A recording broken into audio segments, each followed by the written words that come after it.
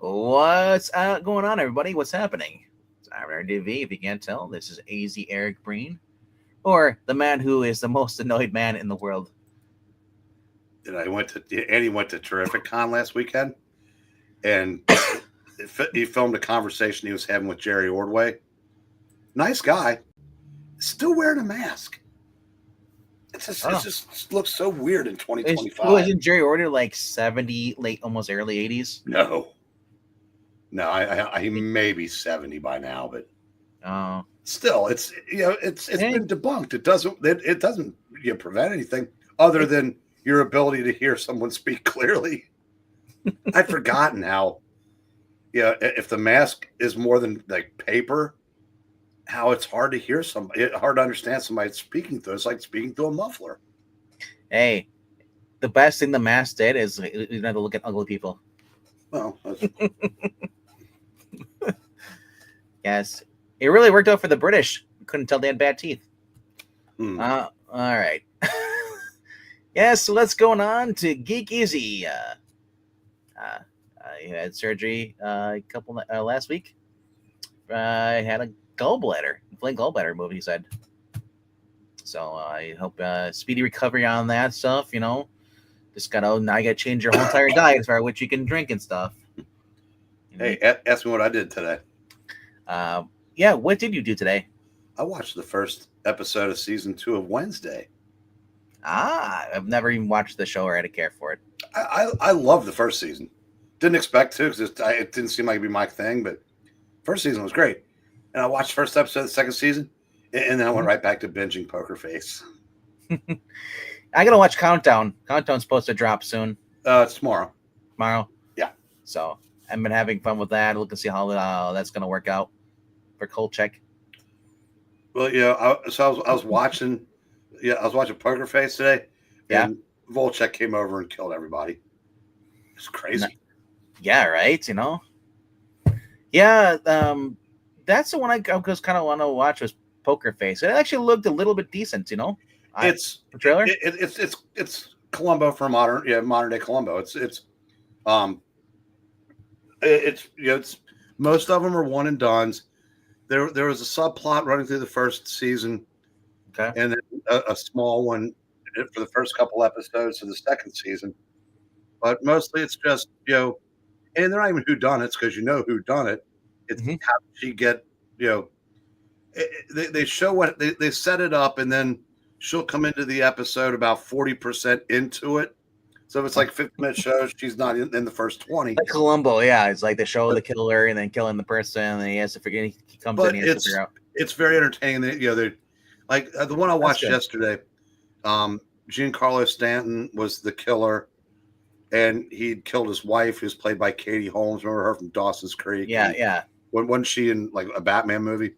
Yeah. She was Rachel Dawson. So they have big name, people on there. The stick figure that everybody's so hot on that is Cynthia Erivo, the one that's in Wicked. Oh, looks like Nosferatu now. Yeah. She was in one of the episodes playing like 5 different characters, and she's a terrific actress. And she's also about 50 pounds lighter now than she was like 6 months ago. It's like, it makes you wonder if she either has an eating disorder or she has cancer. I'm gonna say it's just it's a choice. Never know. Be my guess, but I hope it's not a choice because who'd want to? Yeah, you look so gaunt like that. Like after a while, it's your. I can see why people keep falling all over themselves to hire because her acting ability is amazing. She's but we're not hiring for the play of the role in The Machinist. That show Orphan Black, where the lady that played She-Hulk played like 12 different characters, and it was the best acting job I've ever seen on a show. And I'm not being glib. She should have won an Emmy every year, but it's like reminded me of that because there was, I said she was playing I think 5 or 6 different characters in this. I always say Rachel Dawson because it's Rachel. She's from Dawson Creek, so I always say Rachel Dawson. Yeah, Rachel Dawes, whatever. It's Rachel Dawson to me. That's how I remember who she is. Hey, it's a chick from Dawson Creek. The other one, ironically though, was married or engaged to Heath Ledger. and the one that was married to Heath Ledger was actually on Dawson Creek, opposite of Katie Holmes. So the guy that played, was it Wolowitz on Big Bang Theory? He's got a recurring role in this as a FBI guy, and he's actually really good. I mean, you the first time you see him, you go, it's Big Bang Theory, but then you don't think about that after that. But so they have some, that's one of the other things. Like, it's usually there's a couple people in every episode you at least recognize. Yeah. So sometimes, not always, but I think you'll enjoy it. Yeah. If you like Columbo. I like Columbo, the later seasons. I've watched a few of the original seasons, they're okay. I think it changes a little bit towards the later seasons, but then again, from what I saw, I was watching like season 7. So isn't it like 16 seasons? I don't know, but I don't recall any. I didn't realize that any episode in any season was any different than any of the other ones, but because I know Rob was bitching that there was no character development in Poker Face. I don't know why there should be. I mean, it's not really what that show's about. Well, there's character development in Columbo. His car gets worse as it goes on. Well, yeah, I'm saying, but there were the two subplots, but I mean, basically, it's just she's the backdrop for the story. I mean, Anyway, we should probably play some funny books. Right, play some funny books. But real quickly, to those who are watching on Twitch, right here we have Shine Sky. What's up? Saying, what is your favorite comic book, please? I must know. I don't really have a specific issue, but there are a few that I really do like. One of them being actually is the Kid Who Collected Spider-Man, written by Roger Stern, who basically about a kid who basically who was dying of cancer, and Peter Parker, went there as Spider-Man to basically just spend time with him. I love that when they have characters or heroes who aren't necessarily just going to catch bad guys, but are being a hero to people who just need it in general, a different way. So there's also the Roger Stern also wrote was it Action Comics or was it Adventure of Superman? But it was the one where Alice is basically turned out she'd been living at the during Christmas she was living at the Daily Planet and stock room. Stock room, and she was living there. And not only do we get to see Superman going around helping people, helping a homeless mother and her child out of the snowstorm, take him to a shelter, we get to see Perry White coming in and reminding us what Christmas is all about. It's about helping your fellow man, and he pretty much narrates through the whole entire book or issue for most part. So I love those kind of stuff like that, the sentimental ones. Anybody can easily say Batman one punching Guy Gardner. That's awesome. That's a great issue. To me, that's a great moment. Not a great issue, but I don't know. Do you have a favorite comic book issue or moment? You've read so much. Yeah. Spider-Man 33. And I wish I could have gotten that book back relatively inexpensively. I wish I had now where he gets trapped under that book when he's got Aunt May's medicine. And that was pretty, that's pretty effective. I don't know. I'd have to think about that because there's so many so many years. That is a strong contender though, because of the fact that he's not only Aunt May's dying and he starts feeling guilty for himself, feeling bad, and then he realizes, what am I doing? And he's like, whatever he does, he basically summons his strength and he basically lifts everything up more than what he's ever done before, and gets out of there and escapes the flooding, underwater base to get her medicine. Now, we all wish that he wouldn't give her medicine and we wouldn't have to deal with her as much. But, yeah, like I said, there's a lot of cool stuff. Superman, the 3-arc story, basically the Crisis Crimson Kryptonite, where he loses his powers, thanks to Mr. Mixie Plastic. It's just him having to basically go on, pretending that he still has his powers, even gets ropes, and Starman to come in and poses him, so there's a lot of cool stuff. But anyway, though, let's talk about the actual new books coming out this week, though. But thank you for the question, though. But we are mainly a YouTube channel, so go to @Geeky Puppet Show. That is our YouTube URL and it's also the Twitch as well too. So we do appreciate people who will come on Twitch. We stream to both places. That way, if you're on Twitch, you can go over to our YouTube, which has all of our back log of all our readings and our basic comic reviews. So, all right, and then we get a bot. Thank you, bot. I love my content too. Thank you. Joining your next stream with and friends. I know, right? Yeah, I forgot the and friends. Obviously, that's how we know you're a bot, not a real Geeky Puppet Show fan. Yeah, you know. Dark Victory is number 9, where the peril Bruce and Dick ending with Alfred learning from his mistake. I don't think I ever read that. But anyway, all right, let me share my screen here. Get this going. Yeah. All right. So top 5. Where if you're new to this, so basically we take the. It's basically our top 5 from our pull list each week, and we talk about the books. Sometimes we have crossovers, sometimes we don't. How many books did you have this week? I think overall, I have about 7. Really? 7 or 8. Damn, I have 10. I don't know. One of them is questionable if I'm going to get it or not, because I was looking at the new Predator Kills the Marvel Universe, but I'm like, it's Benjamin Percy. He hasn't done me wrong so far, but I'm like, I'm just kind of done with the killing the whole universe at this point. Marvel, they just say Kevin Feige kills the Marvel Cinematic Universe. That would be a much better. C.B. Cebulski. Yeah, I'd prefer that. But Predator killing the whole universe. Okay, we just had Aliens versus Senior Citizen Avengers a couple months ago. It doesn't really entice me as much, you know. But I hope I don't doubt it might be a good book. It's just not my cup of tea. But this week, though, I guess I'll start it off. So we have a short stream. We only have me and you here. So Zach's on vacation with his parents in Florida. He's soaking up the sand because there probably isn't much sun out there. It's probably rain a lot. What we got here? My number 1, or not number 1, but number 5 this week is Batman Dark Patterns. Number 9. Closing out the story, Perry Adolia, or however you pronounce it. Batman 3 criminals, 1 gun, 1 wound, 1 life, the heart-wrenching finale.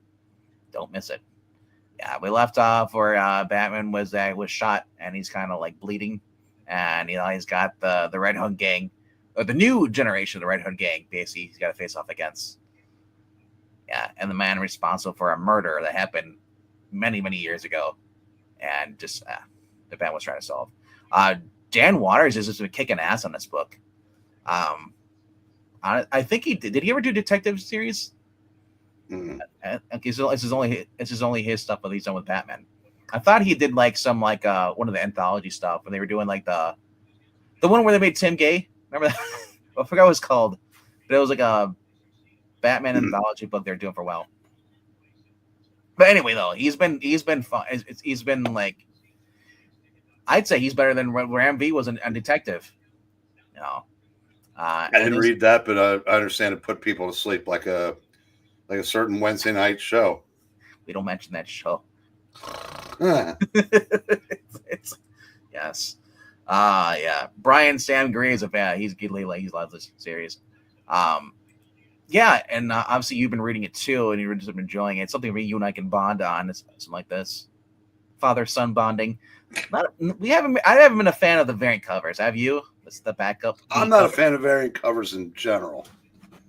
Sometimes I understand why their need to exist, but to me, it's just a lot of wasted time and space on the racks. It kind of is, because you look at this. There's only 2 covers. There's the A cover, and then there's the B cover I showed you, which is amazing for a Batman book. Well, I just remember when the industry got along fine with each book having 1 cover. Right? I mean, because they put all the effort into that 1 cover.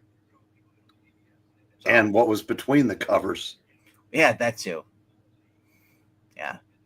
What was between the covers wasn't Tim Drake and his boyfriend. or Jonathan and his Bernard. Or no, he's Jay. Yeah, Jay. At this point, what's the difference? And also, Jay, I'm sorry for you in the chat. We're not talking about you. Anyway, but that is my number 5 for this week. Well, the biggest offense of Superboy's boyfriend is he has the name of a very, very cool but apparently forgotten wrestler in WWE. Yeah. Well, are you finished? I'm finished. My number 5 is right there. So on to your number 4. All right, number 4 of this week. Number 4, I kind of was debating if I want to have this on my top 5 tonight or not, because there's other books too I really enjoy. My runner-up would have been Conan, the Barbarian. The new issue coming out looks really cool, wrapping up another story. But there's a new series coming out. Not really new, but it's the third time they're doing it. It's the third volume. It's a crossover event. And let's see if it shows up here. Let's wait for everything to load. Yes, it is Mighty Morphin Power Rangers Teenage Mutant Ninja Turtles. Something you won't touch with a 10-foot pole. Correct. Yeah. The crossover sensation is back for the third epic adventure. With Rita and Krang defeated, the bad guys aren't cutting the Rangers and Turtles no slack. And Lord Zed and Shredder have a new plan to take down the radical teen heroes. If they don't act carefully, they may just succeed. The amazing new series from veteran Mighty Morphin Power Rangers Ryan Parrott. One reason why I'm getting it is because Ryan Parrott is awesome. And Teenage Mutant Ninja Turtles Mutant Nation artist Vincenzo Federici, who forgets every time. And for the moment, you have the seed to believe. Yeah. So it's good. This has a billion covers too. Yeah. From my understanding, is Ryan Parrott and from our mutual friend, Geek Show Joe, or Geek, who? Yeah, Joe's Geek Show. Don't remember him. He used to show on this channel here, and then he left Alaska, went to Japan, came up with Godzilla stuff, and just stopped showing up. Yeah. He was a big fan of the Ryan Parrott Mighty Morphin Power Rangers, and so I came across these, and I started reading some of them, and especially the last ones I did. I really enjoyed them. I did not expect to enjoy them so much. Ryan Parrott does understand the Turtles. We are still getting the same kind of personalities he got with the 90s kind of cartoon style, the Archie stuff. It's not the serious Turtles, but it might be a flaw for somebody. Power Rangers, not my cup of tea to read stuff, but the Turtles, I really balances out the personality. We get cover B, Dan Mora variants. So I gotta say though, the Dan Mora really captures everything, and then we get the cover by Tula Lotay. And Amy Jo Johnson has never looked that good before. Neither has April O'Neil. So, see, that's the correct April O'Neil. She's not like short, black, and frumpy looking. Mutant Mayhem. Ugh. Then we get of course, we get the different covers. If you want the blue one, no. And there's a Virgin variant. Then there's a Zach variant.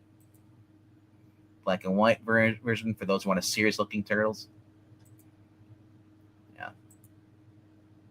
Then there is I don't know what it's supposed to be. This, I guess, another crossover.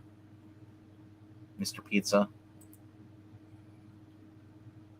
That's kind of okay. That's Declan Shavley, the guy who's been doing Thundercats, writer. Those art too as well. Then we have the cartoon one, which is kind of cool. But that's probably like an online exclusive or something like that. So, yeah, there's a lot of covers. And there's the connecting covers they're going to do too as well. But overall, like I said, this has been a fun series. I'm looking forward to reading more about this. Let's go to your number 4. Yeah, right now I'm maximum crabby. My TV is down completely. Oh, that's not right good. In the middle of the Red Sox game. 1, 2, 3. Sorry. No, I'm not happy at all right now. Number 4, Aquaman. Number 8. You know what though? If your TV's down, you get to spend more time focusing on this. And Black Cat's pointing out it's Arple O'Neil. Because Heather Antos can't be wrong. even though she had nothing to do with that. But all right, so Aquaman is your pick for number 4. We'll talk about this later, definitely. But yeah, I'm looking. Okay, John Timms is back. Yep. I'm looking to see as far as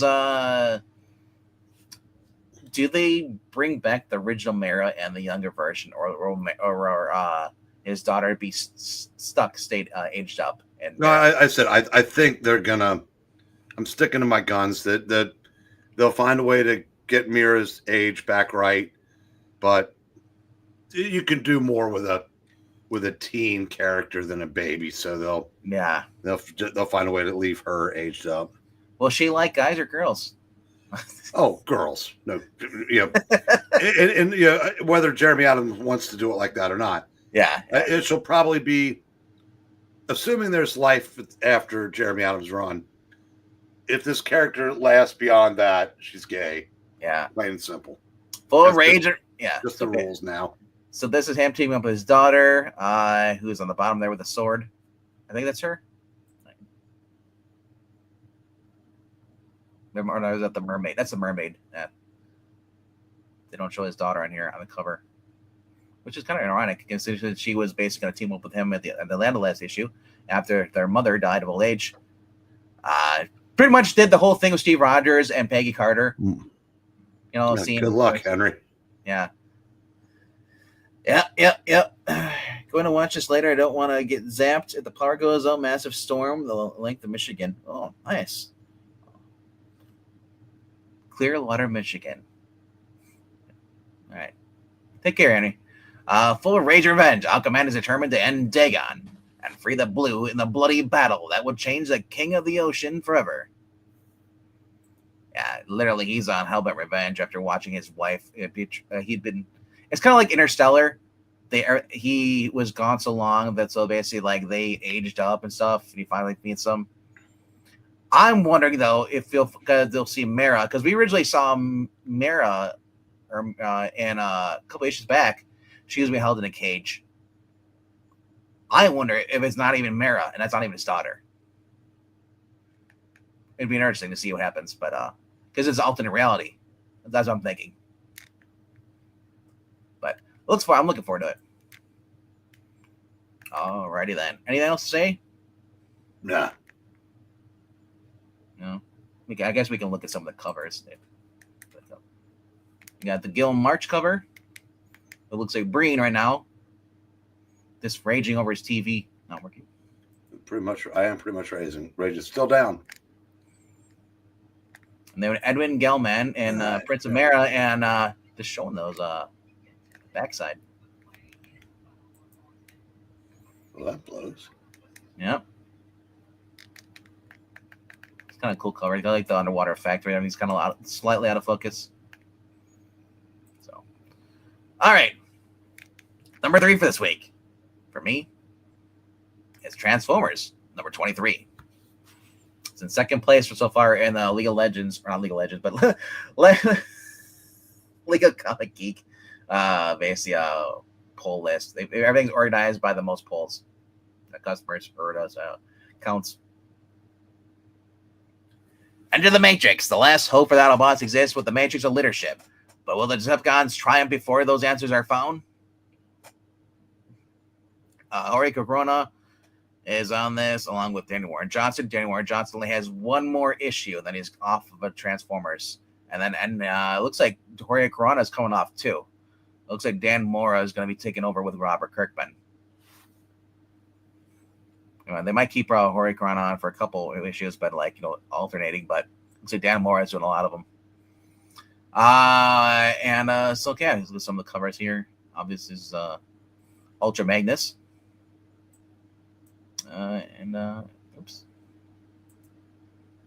Some online exclusives only. If you want an awesome 80s jazz cover, just right click and save as. Jorge Corona cover B. Kind of dark, the amount of detail this guy does in this stuff. Looks really cool. David Nakayama connecting cover. Then we have a couple more. This is the one I was looking here. This is the cool cover. obviously. We have some other ones, watercolor version variants. Yeah. Then there's this is the 125 Doug Mankey variant. Probably the best cover I've seen so far for this issue.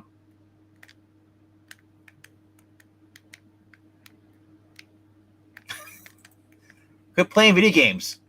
I'm playing video games. I'm getting something on the TV screen. Like I said, my 4,000 channels, and right now I have none of them. So I'm trying to find something to have as a backdrop, or I said, as shitty as the days have been for me lately, I've needed this for my sanity. All right. But that is my number 3 for this week. Do you have a number 3, sir? My number 3 is Supergirl number 4. All right. Which actually isn't that far down on the list here. All right. In the aftermath of Escape Kandorian Lesla's rampage through the town, Supergirl learns that there's more to the Midvale than meets the eye. When Alina drags her to a secret club she never knew existed. Midvale, like her alter ego, may seem mild-mannered, but there's also something special about it. Out from under Superman's watchful eye, Kara is ready to let loose no matter the disastrous consequences. And so far, these two dudes are writing it, if not, let us down. Who knew it took 2 guys in order to write a good book? Well, one of them's just coloring. This is Sophie Campbell's doing the writing and the art. You got 2 gay guys who can write a better Supergirl story than a straight Tom King. Isn't that funny?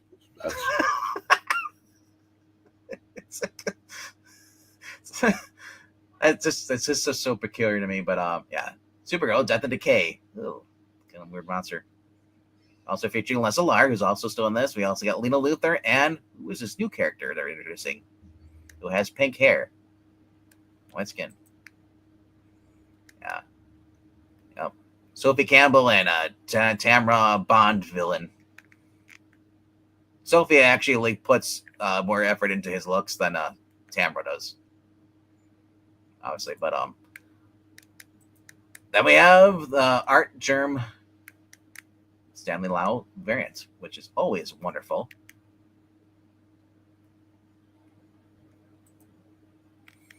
Then we have the Adjecure art with Streaky. Look at that. So much better than Crypto. Amy Reeder doing the 1 in 25. Look, it's Jeff the Shark.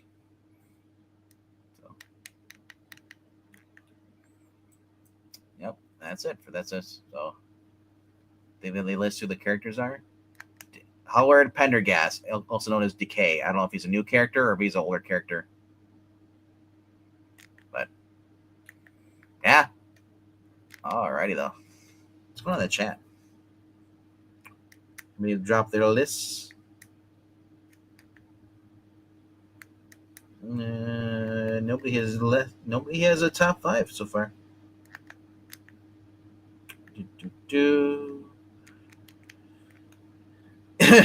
Nice Mans if they de-age Aquaman's daughter. What the heck? Alrighty.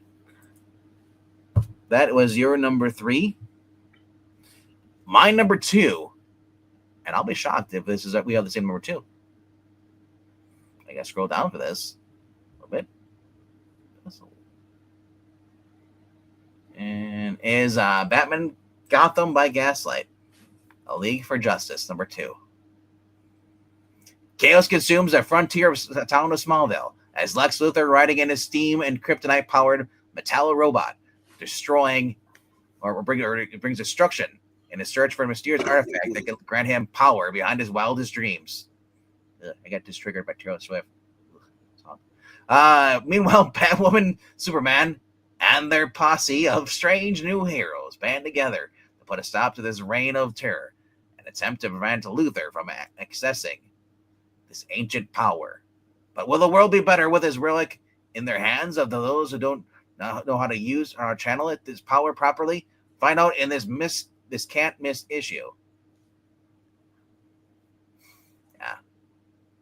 Leonardo Fernandez returning as artist. We got Andy Diggle doing the writing on here too. So far, this has been fun. I really like the first issue. You can see Superman now there, Wonder Woman. We also have, I believe, Cyborg and Green Lantern, Alan Scott. I don't think there's a Flash yet. But it was only 4 covers, 3 variant covers and the main cover. Batman looks kind of atrocious in this. I don't like this. Batverine. You're right. Look at his face, though, the nose. It just looks, and even her face is like, what the heck did you do to them? There we go. Oh, yeah.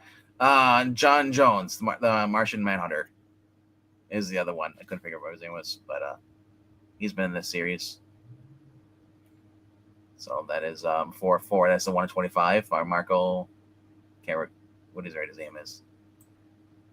Let's see it yet. Marco Santatucci.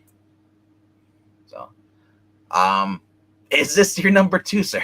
No, it's not. Okay, we'll go away from it then. But yeah, it's been a fun series. It's one of the Elseworlds I do like when it comes to the Justice League stuff. I'm not a huge Justice League person, so I have been liking this. I like Batman Gotham by Gaslight. It's been a fun series, so that continuing the same spirit has been fun. Where are we going for your number 2, sir? Pinapocalypse. Pinapocalypse. Apocalypse. Let me scroll down for the next 5 minutes.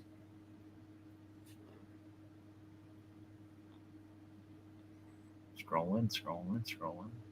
There it is. This is the final issue, I think, right? I think there's 6. No, there is 6. Okay. Yeah. I still have not read issue 4, so I do have it. So I'll probably, when I get this tomorrow, I'll read both back to back. Pinapocalypse is a mix of 50s sci-fi horror and tropes reimagined with a clever twist. Set in 1950s small town America. Satirical adventure pits 2 stylish pinup girls, clearly not lesbians, against hordes of zombies and aliens, inspired by Hollywood filmmakers like Ed Wood, Sam Raimi, and Edgar Wright. Pinapocalypse is an out-of-this-world story with a Gil Elfgren aesthetic to titillate readers. All right, so the cost of the main cover here. Attack of the 50-foot woman. Oh, then they got with the robots. It's Forbidden Planet. Nice.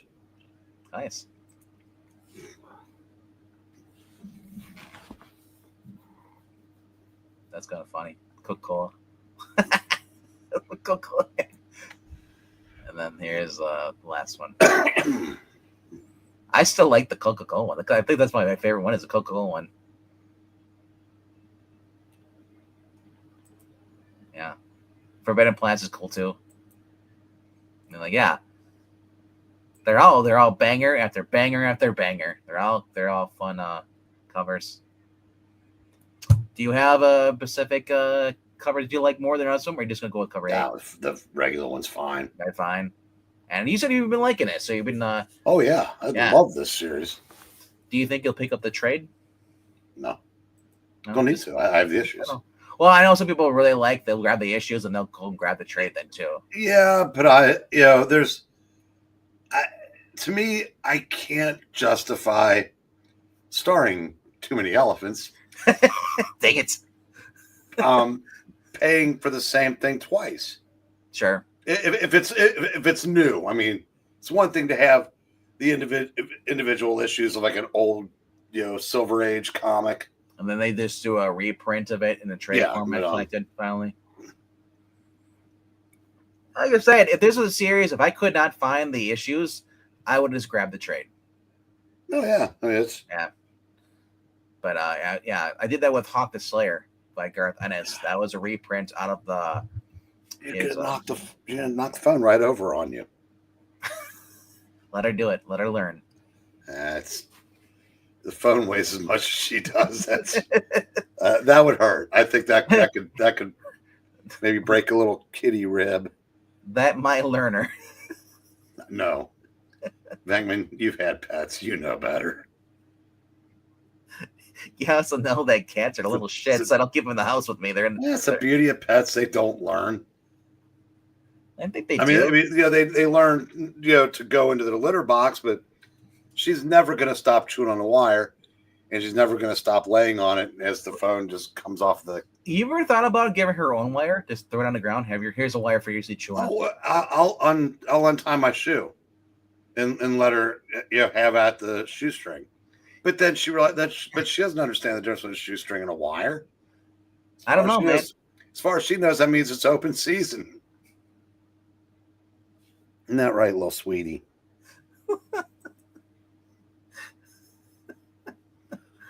What's up, Summoner? What's going on? Then we have my number one. We already talked about is Aquaman. Great. Really? Yeah. There are other cool books coming out though, but let's talk about Space Ghosts. I'm impressed that that's your number one. What? And I'm depressed with all the books you buy. You still won't give Space Ghost a shot. I will. I'll get a trade probably. We're back to Space Ghost number one. Yeah. I looked twice and I was like, that's the wrong number.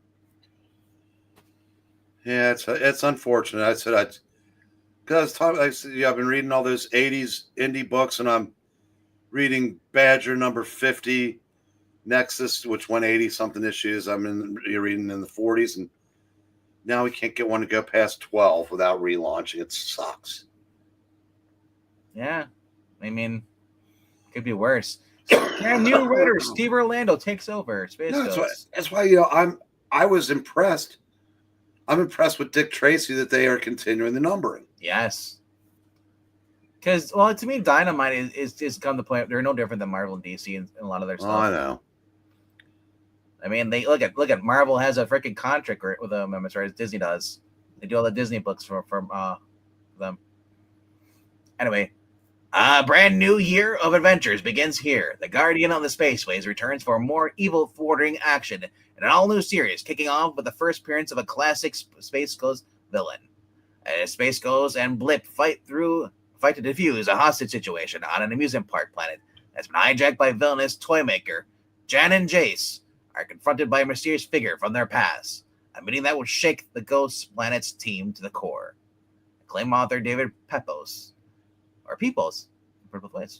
and visionary artist Jonathan Lau reunite to teach or to reach for the stars in the Space Ghost number one, boosted by solid field covers from Francisco Matina, Jay Lee, June Chung, Bjorn Behrens, and Michael Cho. I think Michael Cho has the best cover. Although this cover here, though, I kind of like that. Because that's what a cosplay would be. It's a leather hood, though. It zips up and they has thing. I kind of love it. The blood stuff. I like to pretend that it's not blood, though. It's just a strawberry jam he was trying to eat. Food fight. Jay Lee coming in with this cover here. I don't know. I'm not a big fan of Jay Lee's art. I don't like that Space Ghost. It looks like it's a 70-year-old Space Ghost with that head. But I like the monster and stuff. I love I love the probably the same title font. It is the same title font. They didn't really change it at all. It's pretty yellow. But this is the Michael Cho variant. That's the one I'll be getting. That's the one that looks the best to me. Well, it's the retro ones. It's a retro character. I always try to get those. Yep. Then we have the Bjorn Behrens, which just looks nightmarish.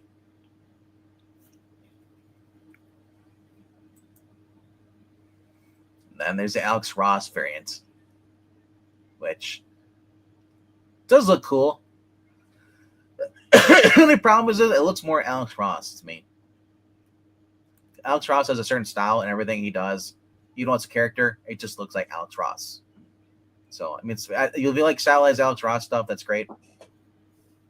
I would love to see Alex Ross try to do somebody else's kind of like style, as art.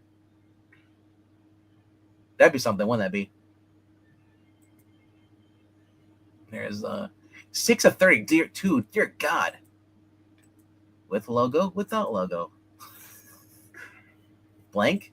And then Atlas Comic Signature Series. There's no reason for this many variants on a book that will sell 12,000 copies. If that. like I said, who is gonna try to get all these? Alex Ross, 1 in 15 Virgin variant. Like, I'm surprised that Alex Ross isn't like the 1 in 25 variant. Look at that. Then there's a yellow cover. Ultraviolet. This is the ones I hate. Dynamite always does this stupid ultraviolet bullshit. Every single thing has an ultraviolet foil. And I should have waited a couple weeks to watch Fantastic Four. This is a much better picture than the time I watched it. Oh, really? Yeah. The newer ones, it gets, obviously, the longer, the more time passes, the more, like, this is, I'm sure, a legitimate download from, like, this is like theater quality now. Yeah. Well, that happens with a lot of those sites. Yeah, I've got a lot of them are already HD. I was like, you heard this out a month ago. You're already at HD. Yeah, but I like this cover though. That's okay. Yeah, this is the metal variant they're doing to these. But I love this is Josh Lemon. This looks very more cartoonish. I still do like Michael Cho, but this would be my runner-up for Michael Cho stuff. Yeah, look at 1 through 32. Holy crap! There's so many of them. Real quickly before we get to trades, we have a half an hour. The Ultimates is number 1 though this week. That is something though. Fantasy 4. Have you been checking this out? No, it's the same. Is it Ryan? North? It's Ryan North, but Alberto Ramos. So it's not. So it's not the other one. Where was one you guys were checking out? Fantastic Four Fanfare. Okay. I don't know if there's any more of those coming out now that the movie's out, but yeah. Spawn 367, and obviously we got Green Lantern Corps coming out this week too. Look, it's Wolverine. Lord Kitty. Spider-Man Wolverine with bad art. This was the one that this hits me kind of a little bit in the heart. This is Superman Kryptonite Spectrum done by the creators of the Ice Cream Man comics, which I know Skip was really a fan of that. Skip would have loved this. I'm not a big fan of their art and stuff, storytelling, but yeah, and I know Skip wasn't a Capes guy, so this would have been a perfect blend for him. So, all right, Pete Skip. Yeah, $6. So, but yeah, for the fans of Ice Cream Man, this is coming out. Check it out. It's at $6 for 32 pages. It is a black label, so it might be oversized a little bit. But yeah, that's coming out this week. Giant size X-Men with your favorite hero, Kamal Khan. Yeah. Predator kills the Marvel Universe. We already just talked about that. It should have been Kevin Feige. The more it comes out about Kevin Feige and how they do the movies and how they reject, they don't want anything that's comic book related in their movies, is really weird. You know who they're going to send in to stop the Predator after he kills the entire Marvel Universe? It's going to be Gwen Stacy or Mary Jane? No. Volchak. Bring on the bad guys. Red Skull number 1. Stephanie Phillips.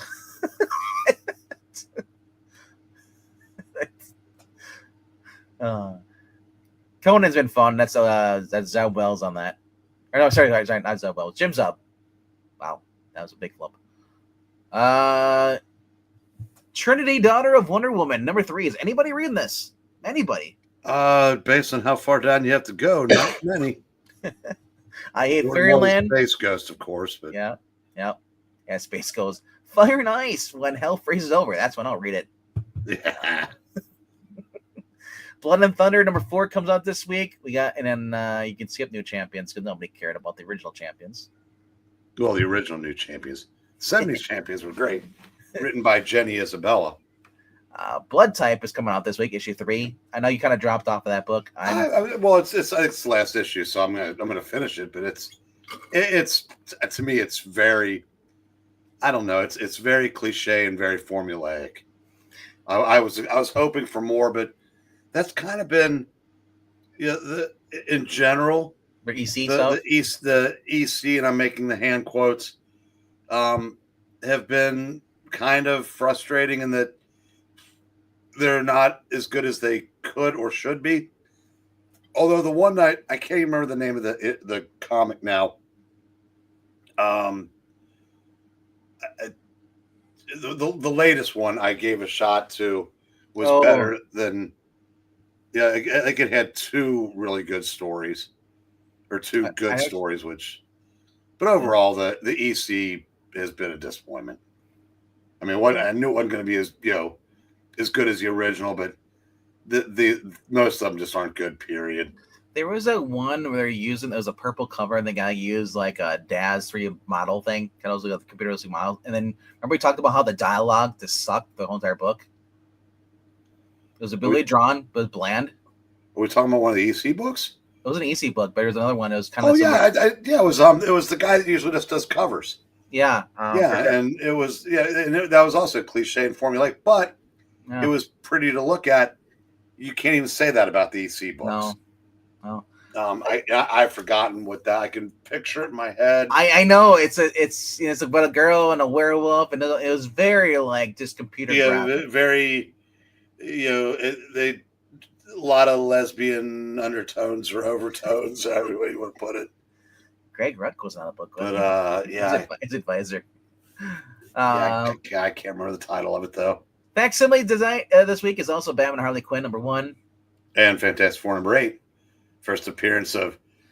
I did not see that. Alicia, Daddy, what are you doing? We're not in any of the books here except for this one. We are in this one, Daddy. Yeah, suck it, Puppeteen. Prisoners of the Puppet Governor. Free Planets. Yeah, that's what I want to point out. The early Fantastic Fours. Issue 4, they bring back Submariner. Issue 5, they create Doctor Doom. Issue 6, they team up Doctor Doom and Submariner. Issue 7, they introduce Kurgo from Planet X. And then issue 8, Puppet Master. One of those things is not like the others. No, but Thundercats, Powerpuff Girls crossover? What the hell? And then we have... Does Winter get the My Little Ponies? Yeah. It's Thundercats and the Powerpuff Girls. But we also have Toxic Avenger comics through Ahoy. That's going on here too. Bloodshot, Valiant Beyond. New origin, new universe, new starting point. Is it away from Heather Antos? And also, Chip Zdarsky, you're not ripped like that. Sorry. Past Time is the final issue. It is? I was looking at it. I didn't see another issue advertised after it. Oh. That's what's come out this week. Yeah, there's nothing after it. So it says when the big league scout comes looking for a talent on Monroe County, Burners think they've got a couple of prospects who might make the cut. With only one spot available, Henry Hayes has to bring his A game. That's bad news for the competition and worse news for Henry. So I don't know. This series just never got out of the gates for me. Maybe get canceled. Could be the final issue, or just because it got canceled, or just it doesn't say it's final. Or maybe the story's told. I mean, it's could be. Mad Science from Mad 45. Yeah. Then we get into some of these variant covers. Grim Tales of Terror #8 is going on this week too as well. really got pushed down. We Don't Kill Spiders, Season of the Witch. Yeah. Yeah, and there's a lot of weird kind of second printing stuff now. She's Akira, #1, was probably a Kickstarter book by Billy Tucci. Also, Spider-Man #18 has a second printing. That character the appeal has always eluded me. For She? Yeah. I just thought as last week, Billy Tucci was upset because Xena, Warrior Princess, basically ripped off his comic book character. When Xena puts on like this the outfit that they basically, yeah, he says like I did the comic book character first, and she had this specific armor on, and then they see it in Xena on screen. Yeah, I mean, I get why it's popular. It's never appealed to me. Yeah, I read one story of it, and they never released the second part of it, so I was just like, and I honestly, I'll admit, it's like, it's a hot looking girl, but it was dull. But yeah, in the 90s, if you're a regular reader in the 90s, and I know you were too young, my God, there were those you couldn't swing a dead cat without hitting half a dozen of those type half of a dozen of these are in the quarter bins. Oh yeah, because no one wants them. Well, it's because the people have them. To be fair, the people that are buying comics today, by and large, are offended by stuff like that. Yeah, and the people that were around from that, they're long gone, and they did not. Let's say they didn't age well. It's not because they were scantily clad babes. It's just a lot of them just didn't have a whole lot to go with it. I mean, I know She actually had a story. Yeah, but I don't know. Like I said, it's just never did it for me. Second printing, Lee Brahimo, Virgin variant, actually looks pretty cool. For Spider-Man and Batcat, I like that. Don't care for the book. This can be the cover. Battle Beast has actually got a fourth printing. That's cool. So yeah, a lot of variant stuff. Here's the other one, EC fan. Yeah, that's a zine. Yeah. That goes back. They were doing that in the 70s. $16. Yeah. Kind of pricey. I think that's it for Cyberpunk, and then Sonic the Hedgehog #19 is coming out. That's on a webtoon though. We're doing a webtoon series? Yeah. And then there's the Spanish versions of some of the books you're reading. Yeah. Talk about a series I wanted to like Red Sonja versus Army of Darkness, but the art and the inside is horrendous. So all right, that's it for that. But anyway, let's look at the trades this week. Oh, look, Tom King. Oh. And who's Kelly Thompson? Okay. You could have put Mariko Tamaki on Wonder Woman, Absolute Wonder Woman, and I would have been the same kind of like quality. One Mutant Army. Yay. Like, I don't like any of the books that are on the top of your list. So Wes and Drew have said that there have been a couple of really good issues of Absolute Wonder Woman, which I heard that. It's just sad. That did make me run out and buy them. It's not the direction. It's just the direction of character. Her having or not now she has like a robotic arm. And I said I didn't care for that. So. If as soon as Absolute Batman does the white supremacist story, I'll probably drop that. So I'll be down to no absolutes. Right. Actually, I was thinking about all the Absolute books out right now. Absolute Batman is the best. I guess Flash and Absolute Superman would probably tie. I'd probably say Absolute Flash would probably be better than Absolute Superman, and Wonder Woman would be in last. I'm all caught up with Superman. It's not Superman to me. It's just anything. None of them are those characters. No. Batman feels more like Batman than Superman feels like Superman. Also, Jason Aaron's writing sucks. Well, I said eventually he will turn on you. Yeah. But it's starting to sound like so will Scott Snyder. So it's I don't know. Like I said, that one panel with Superman, and just defunded the Peacemaker. It's defunded police. I was like, oh, it's already going through, and that was issue 9. Okay. So. Dark Patterns. Gotham by Gaslight. Yep. Long Halloween. Yeah, I'm probably missing another one. Oh, yeah, Batman Robin Year One. And Absolute Batman. If I had to give up one of them, it'd be a no-brainer. Absolute Batman, see ya. I know. I know. Like I said, like it's they're all good books. I'm trying to think of what is the best out of all those though. The ones you just listed off. What would you consider to be the best? You have Batman, Dark Patterns. You have any Batman of them other than Absolute Batman. And I haven't disliked it by any stretch. I mean, I like it. No. But I mean, what is your favorite out of those? Is there one that if you had to choose just one, the keep reading? Right now would be Batman Robin Year One. I agree. That's that. And then Dark Patterns. Dark Patterns would be second for me. Then Gotham by Gaslight. Yeah. Because Gotham by Gaslight, the appeal for me is the fact that we're getting a Justice League. That's the appeal to me. That's the whole book. God, then Long Halloween. That's only got 2 issues left, and that's been really good. Yeah. I don't know. Glad I don't have to make that choice. Yeah. Mark, is it Mark Muller on Batman Year 3? Oh no, it's Mark Wolfman. My bad. And see that in the bottom corner? That's that Tim Drake just got to look into his future and saw what's going to be done to him. That's his reaction. All right, on the X-Men. There you go. Matt Fraction, Steve Lieber, Jimmy Fallon. That's the Matt Fallon, Jimmy Olsen, the edition hardcover.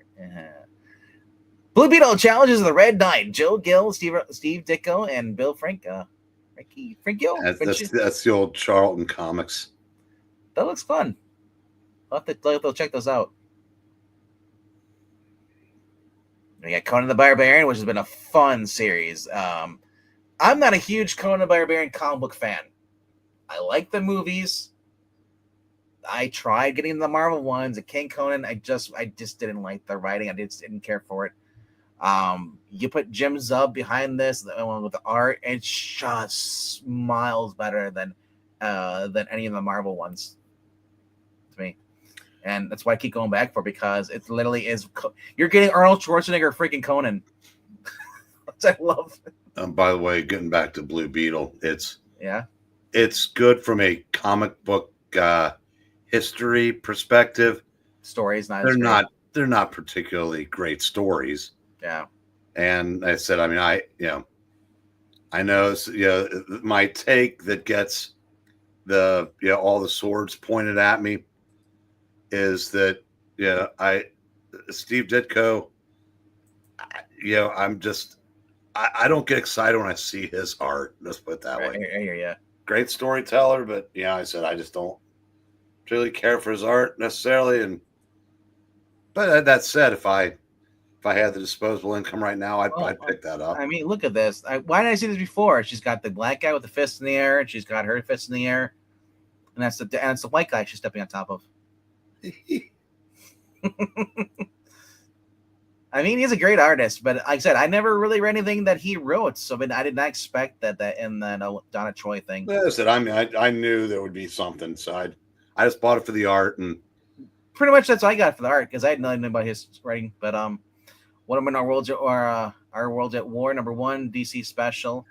The Return of Donna Troy, 1 through 4, and material for Wonder Woman, Secret Files 2 and 3, and Wonder Woman 164 through 188. Yeah, I mean, it was fine. I think Rucka was a better artist, a better writer. But wait, did you say? Yeah, it's probably fine. It's fine. Yeah. That's the one thing. Like the animated series, actually had like Diana be more interested in Batman. Kind of like they're trying to like force a ship on that. I'm surprised they never went that route in the comic book. I guess there was one instance where they did, and then like it didn't like, for like an issue, and then they they teased it. That was it. But I was shocked that they didn't explore that more. Witchblade Volume 2. Margaret Bennett has actually been doing really well in this, so I'm liking it. I think it's right up there with not Ed Brisson. What's the other game? Benjamin Percy stuff he's been doing. Alien Paradiso. I'm not a big fan of aliens anyway, and I think it's Steve Fox, so it's a gay alien. Galien. Galien. Keep one eye behind your back. He's a Galien after you. Symbiote Spider-Man on the best. Yeah, now after the guy's dead and needed the money. Thanks, Marvel. Young Avengers, Modern Era, Dark Reign. I didn't remember hearing anything bad about that back in the day. No one bad. Was Hulkling gay then too back then? Yes. Okay. Well, the writer, the original writer was Alan Heinberg, who was gay. Click on Black Kiss. Is that Howard Shaken? Yep, not stirred.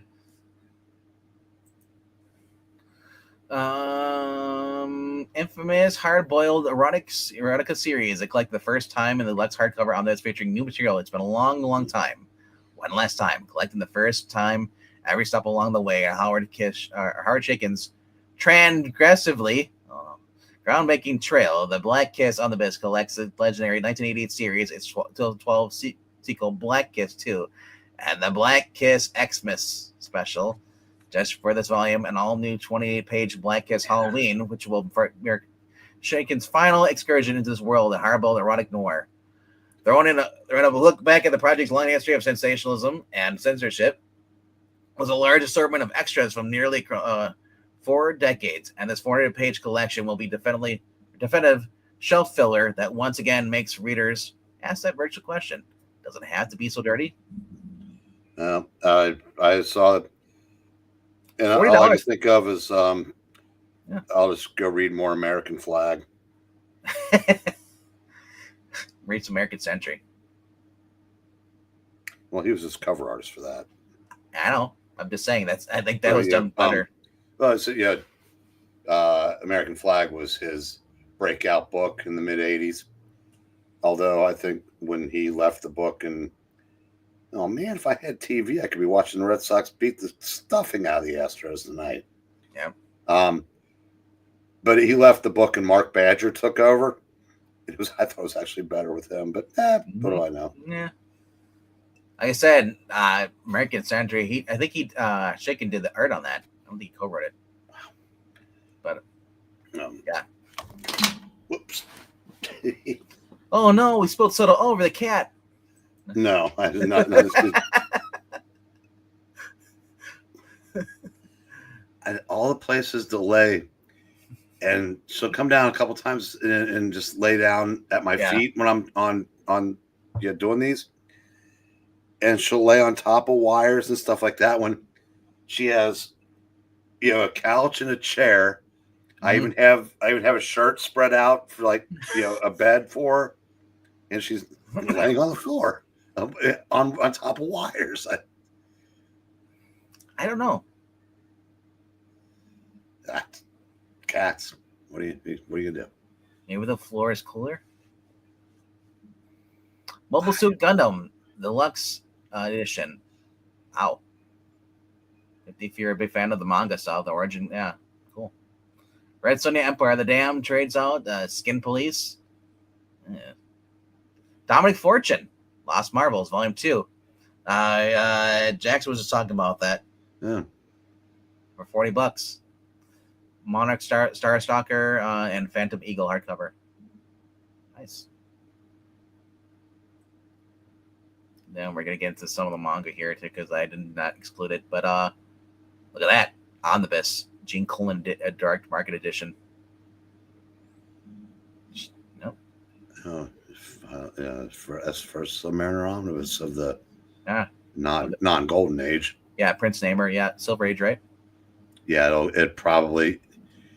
Yeah, it started in Tales to Astonish number 70.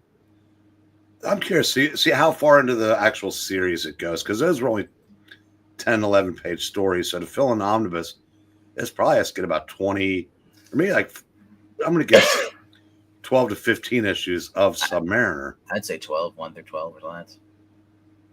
We got here. Does Astonishing 70 through 101.